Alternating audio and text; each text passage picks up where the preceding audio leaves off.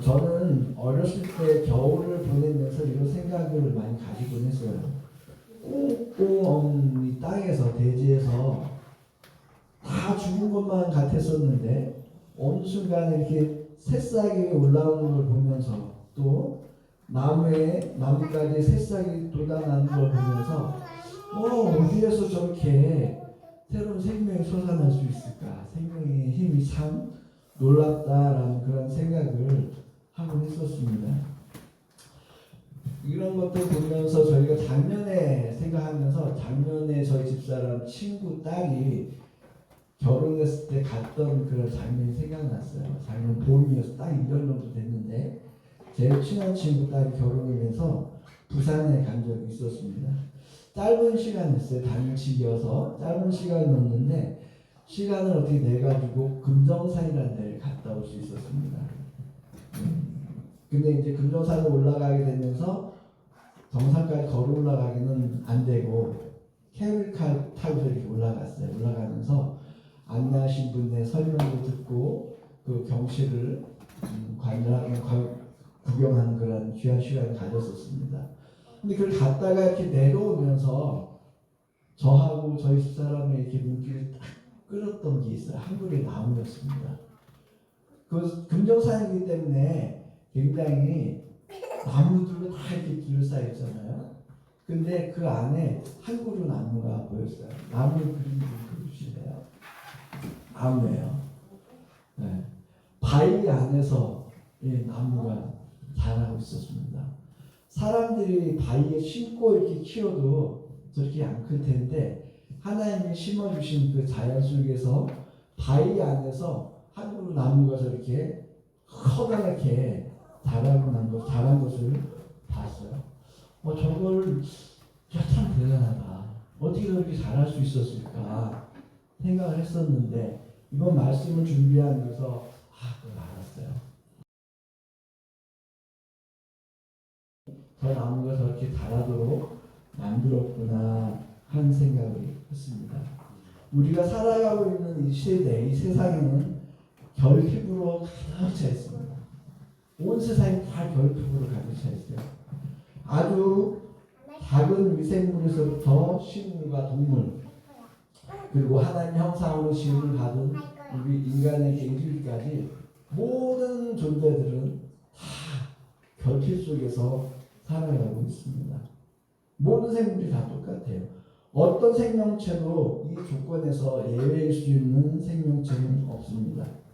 눈에 보이지 않는 바이러스부터 시작해서 코끼리, 고래, 우리 인간의 인기까지 다 이 결핍이 있고 이 결핍을 해결하기 위해서 온갖 노력을 다 동원하면서 살아갑니다. 그 수고의 형태만 좀 다를 뿐이죠. 이 나무 같은 경우는 수분을 찾아서 저렇게 움직이는 거예요. 딱 바위를 뚫고 들어갈 수 있었던 게 여기 조금 물이 있었는데 조금 먹고 나니까 결핍이 느껴지잖아요. 안 되네. 또 다른 데 찾아봐야지. 점점 찾다가 저렇게 바위를 뚫고 자랄 수 있었던 겁니다. 다른 동물들은 또 어떨까요? 동물들은 먹이를 찾아서 막 움직여요. 풀을 먹고 자라는 동물들은 풀 있는 곳을 막 찾아서 뛰어다니고, 풀을 먹는 동물을 잡아먹는 육식동물은 또 그 동물들이 있는 곳에 가서 막 뛰어다니면서 찾아다닙니다. 그러면서 자기의 생명을, 결핍을 해결을 합니다. 동물과 식물이 왜 그런 모습을, 어떤 마음으로 그렇게 살아가고 있는지는 제가 그것들이 아니기 때문에 알지 못해요. 그러나 우리 인간들은 같은 사람으로서 인간들의 마음은 조금 알 수 있을 것 같아요. 어떤 마음으로 그렇게 그런 모습으로 살아가고 있는지 알 수 있을 것 같아요. 결핍을 느낄 때마다 모든 생체들은 다 고통을 느낄 거예요. 배고파. 힘들어. 다 그렇게 느낄 겁니다. 그런데 이 결핍이 없으면 그 생명체들은 생명을 또 유지할 수가 없어요. 결핍이 없는데 생명체를 유지할 수 있는 것들은 이 세상에 아무것도 없다고 합니다. 저희 집사람이나 희원이나 이렇게 가끔 얘기하고 할 때가 있어요. 꼭 삼시세끼를 다 먹어야 되지. 안 먹고 살 수는 없을까? 뭐 이렇게 캡슐 하나만 딱 먹고 이렇게 배부르게 살 수는 없을까? 그런 생각들이 많아요. 모든 사람들이 많이 그럴 거예요. 특히 식사를 준비하거나 한 가정에 세계를 책임지고 있는 아빠 엄마들의 마음은 더 그럴 거예요. 이렇게 먹고 살지 않을 수 있는 방법은 없을까? 다 그렇게 생각할 겁니다. 그러나 아이러니하게 이 결핍이 생명을 유지하는 데 있어서는 반드시 필요한 필수 조건이라는 것을 우리는 깨달아야 됩니다. 결핍을 느끼지 않으면서도 존재할 수 있는 것은 죽은 것밖에 없어요. 죽은 것. 죽은 것들은 결핍을 느끼지 않고 그 자리에 그렇게 존재할 수 있습니다. 결핍을 느낀다는 것은 굉장히 중요해요. 저희 어머니를 보면서 제가 그걸 알았었는데, 어머니가 엄청 돌아가시는 그 해에 엄청 더웠었어요. 그래서 굉장히 추위를 많이 타시는 분이었는데 더위를 드시고, 그러고서는 식사를 못하기 시작하셨어요. 처음에는 조금씩 드시다가 점점 못 드시더니 나중에 요플레 하나를 먹는 것도 다 못 드시더라고요. 배가 안 고프시대요. 결핍을 못 느끼시더라고요. 그러더니 몇 달 안 있다가 이렇게 돌아가시고 말았어요. 결핍을 느껴서 계속 먹으셨다면, 식사를 했다면 돌아가지 않으셨을 겁니다. 결핍은 채워져야지 해결이 됩니다. 그런데 일반 동물들하고 사람들하고는 좀 달라요. 일반 동물, 식물들은 정말 그 결핍이 해소만 되어주면 돼요. 어떤 결핍? 배고플 때 먹는 결핍, 목마를 때 마시는 결핍, 우리끼리의 사회적 유대관계만 있으면 되는 그런 결핍이 해결됩니다. 그런데 사람은 그렇지가 않아요. 사람이 느끼는 결핍은 그렇게 단순하지가 않습니다. 배가 불러도 또 결핍을 느끼잖아요. 막 즐겁게 놀고 싶은 결핍을 느끼고, 또 즐겁게 놀고 나면 또 많은 돈을 벌고 싶은 그런 결핍도 가지고, 결핍으로 가득 차 있는 것이 인간의 모습인 것입니다. 제가 며칠 전에 인터넷에서 한 글을 봤어요. 요즘 젊은이들이 여기저기를 막 찾아다녀요.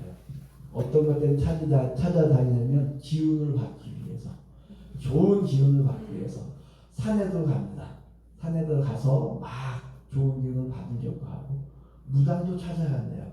거기 가서 부적을 얻고 구슬하고 막 이러면서 좋은 기운을 받기 위해서 막 여기저기 찾아다닌다고 합니다.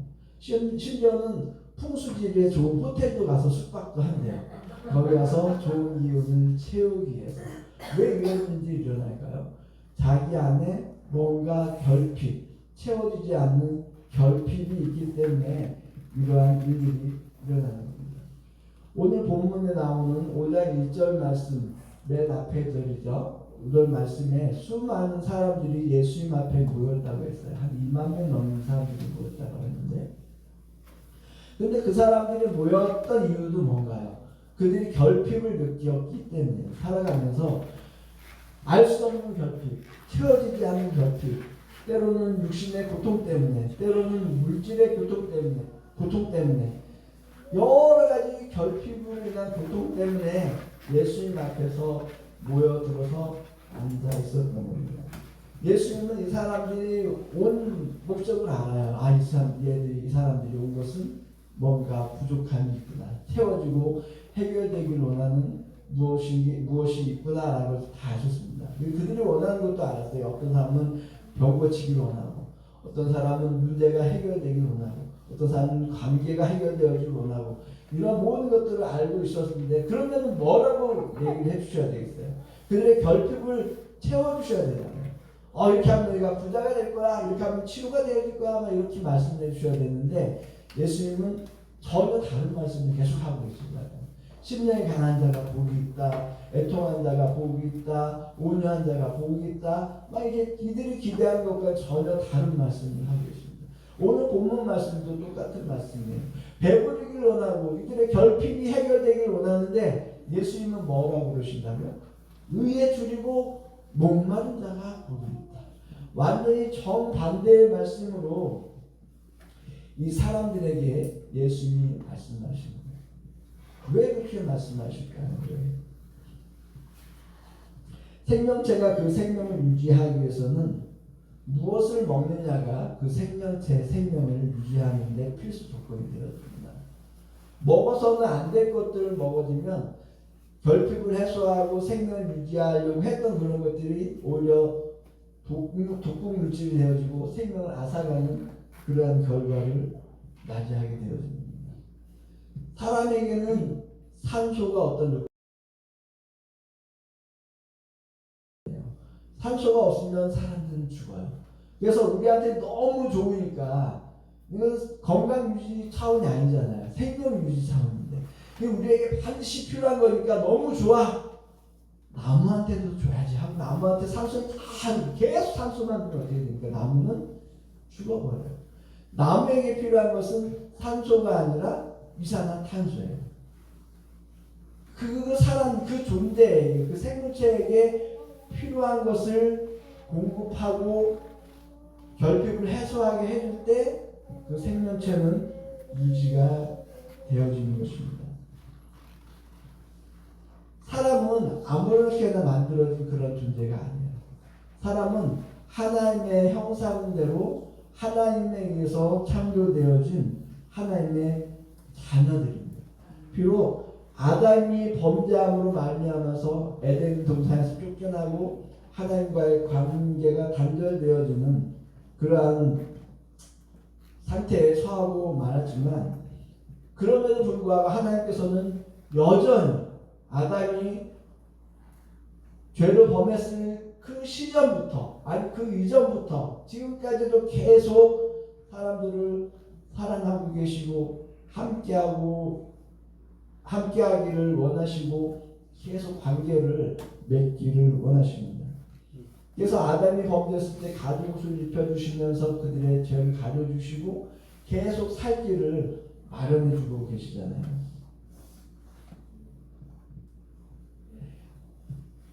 하나님은 그러한 것 때문에 하나님과 인간이 계속 함께하기 원하시는 마음이 있으셨기 때문에 하나님으로밖에 채워줄 수 없는 결핍을 사람들에게 이렇게 허용해 주셨어요. 그래서 사람들은 하나님을 그 안에 모셔드릴 때만 참된 결핍이 해결되어집니다. 그런데 인간들은 그것을 아담이 타락하고 나서부터 점점 잊어버리게 되어졌어요. 그래서 점점 하나님이 아닌 세상의 다른 것들로 하나하나 채워나가게 되어졌습니다. 여러분, 정말 채워지지 않는 것들로 그것을 채웠을 때 배부름이 있죠. 만족함이 있습니다. 다음 그림 하나 또 보여주실래요?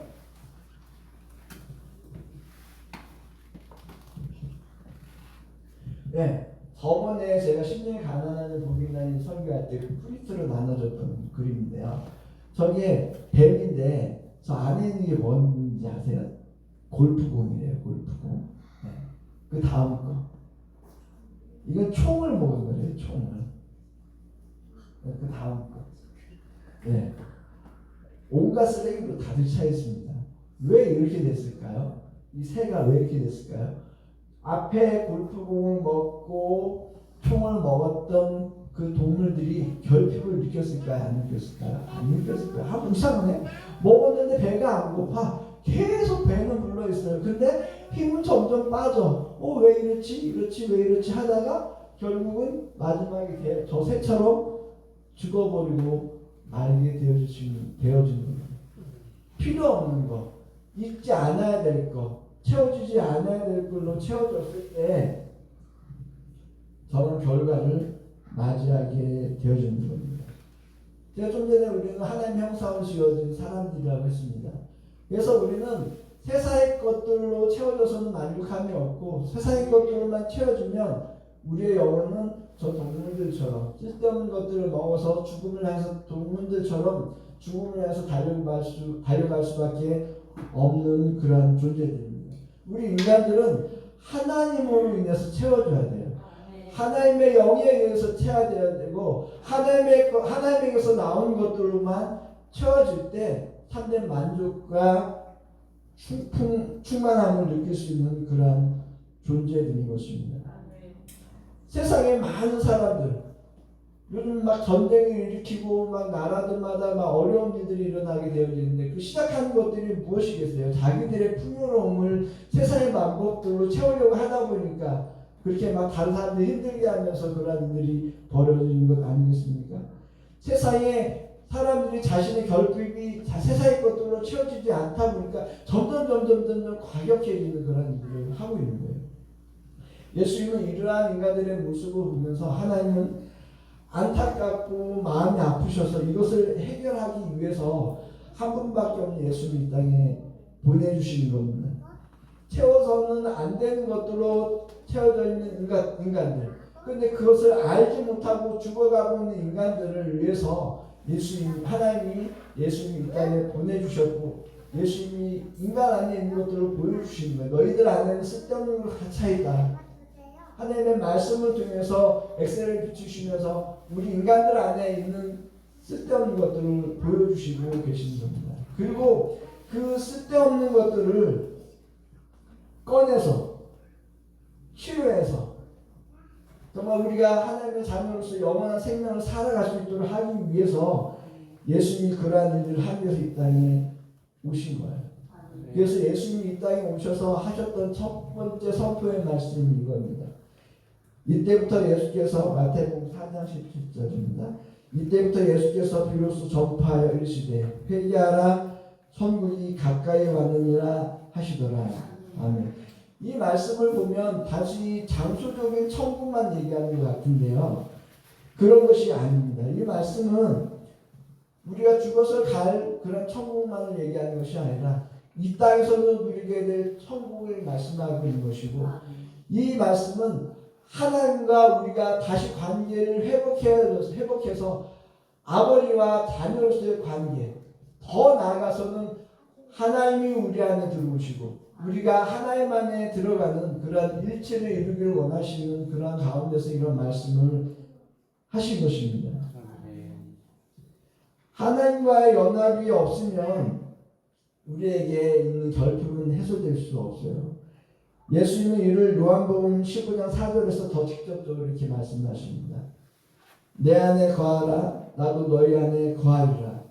가지가 포도나무에 붙어있지 아니하면 스스로 열매를 맺을 수 없음 같이 너희도 내 안에 있지 아니하면 그러하리라. 아멘. 예수님 안에 우리가 있지 아니하면 생명을 우리가 받아들일 수 없다는 거예요. 우리 안에 예수님이 들어와 계시지 아니하면 우리 안에 생명이 있을 수 없다라고 주님께서 말씀하고 계시는 것입니다. 본문은 의에 줄이고 목마른 자가 복이 있다고 말씀합니다. 이는 가난한 심령을 통해서 하나님을 찾고 간구하게 된 자, 그리고 자신의 한계, 자신의 노력으로는 아무것도 이루어질 수 없다라는 것, 내가 가난한 심령을 채울 수 없다라는 것 때문에 가슴 아파서 애통하고 있는 그러한 자, 그리고 그러한 모습을 통해서 나는 하나님에 의해서 창조되어 있는 흙에 불과한 존재이구나 라는 것을 깨달은 자, 그렇기 때문에 나는 하나님이 없으면 안 되는구나, 나는 하나님이 꼭 필요하구나, 거룩한 하나님의 의에 대해서 결핍함을 느끼는 자에게 이렇게 말씀을 하고 계시는 것입니다. 하나님은 말씀을 통해서 우리 안에 있는 더럽고 추악한 것들을 다 끄집어내길 원하십니다. 하나님의 말씀은 살았고 운동력이 있어 다른 말씀 어떤 것보다 예리하여 혼과 영과 및 관절과 곳을 찔러 쪼개기까지 하며 다 뚫는다고 치료해서 살려놓는다고 하십니다. 여러분, 이러한 하나님의 영을 사모하는 우리 모든 하나님의 숙교의 성도들이 되었으면 정말 그렇게 집중하지 않았어요. 기적이 일어난 것에 집중하지 않았어요. 그들의 마음은 하나님께 가 있었습니다. 그래서 행진할 때는 머물러서 할 수 없었지만 머무러서 그들의 행진을 머무러서 안식을 취하고 있을 때 모세와 여호수아는 회막으로 나가서 회막에 가서 하나님 앞에 가서 앉아서 하나님과의 깊은 교제를 나눴더니 이러한 모습을 보면서 나중에 하나님은 여호수아를 이렇게 명합니다. 하나님의 영이 있는 자라고. 이게 어떤 모습에서 나오냐면 이제 모세가 나이가 많아서 또 하나님께서 뜻하신 바가 있으셔서 가나안 땅에 들어가지 못하게 만드시고 하나님께로 데려가려고 하셨을 때